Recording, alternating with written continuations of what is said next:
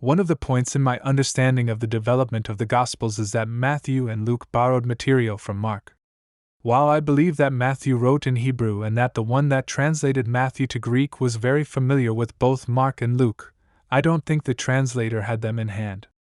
In contrast, I think that at least Matthew had a copy of Greek Mark in his hands when he wrote Matthew in Hebrew.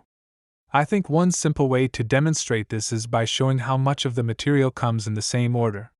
In order to show this, I have used the Eusebian tables. These are lists of the passages in the Gospels that are closely related. They end up being a handy way for me to identify which stories are in the same order in different synoptic Gospels. There are points where this thought could be nuanced. For example, I list all of the passages that are parallel between the Gospels without discrimination. There might be places where elements are in a different order for a reason that makes narrative sense. I'm always open to a more nuanced exploration of the topic. Be that as it may, this is what I personally have the time and energy for, and until a more nuanced evaluation shows up, I am going with the data I have.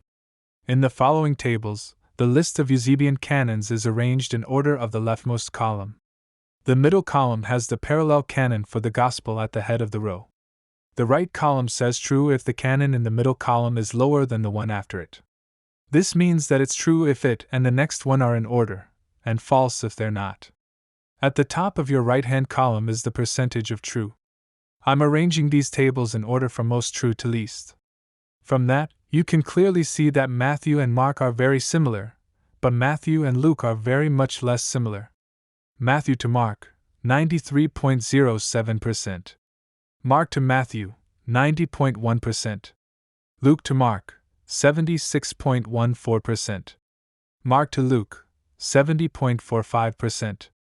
Luke to Matthew, 68.11%.